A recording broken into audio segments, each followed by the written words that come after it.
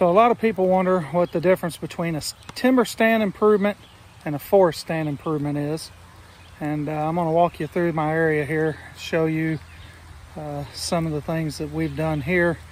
But in basics, timber stand improvement is you bring in a logger, you're going to harvest the trees, but you're looking down the road at future harvest and timber value for the future.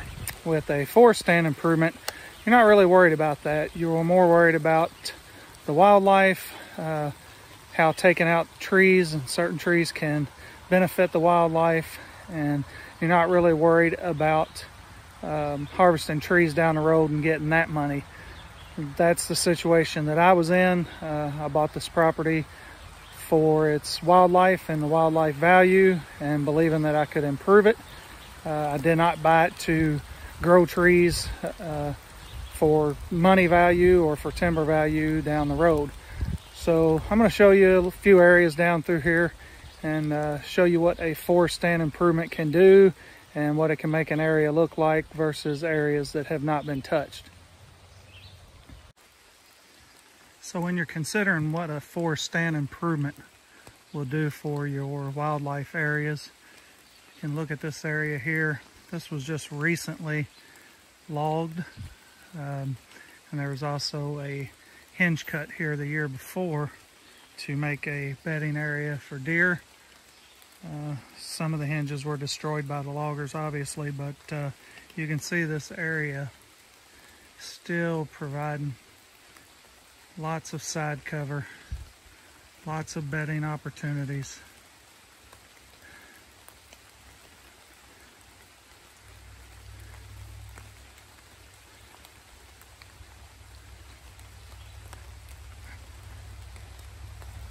And that gully goes way down there to the bottom. We're not even halfway down, so this is a great area for deer to come down, have browse, feel safe. As well, the benefit for me is my access paths around the area are all the way up the top of that hill and behind this area with some trees and cover there, and then that leads out into a food plot. So I can access this area on the outside during hunting season and leave these deer undisturbed.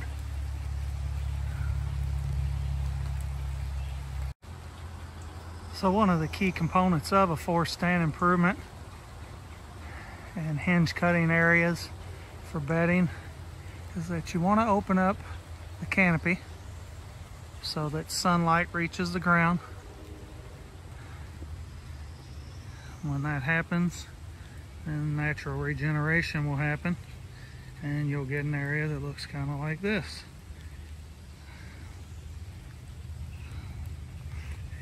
This area used to be pretty much just leaves, bare ground, not much in here,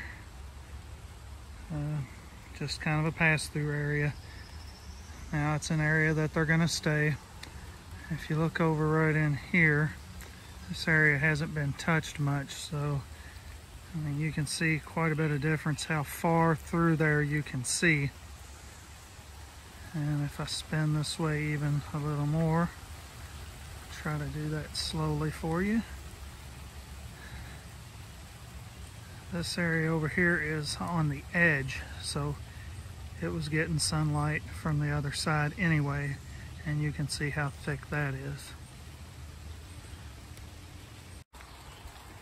So I wanted you to see this area.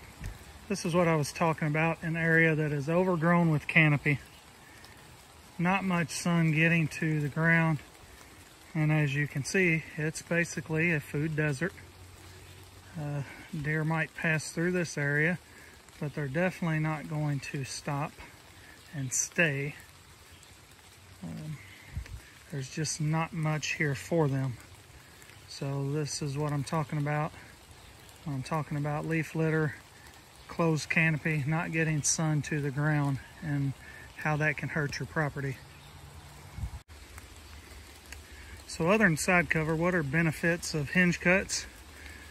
If you check this hinge cut here out, you'll see all the food that's been created.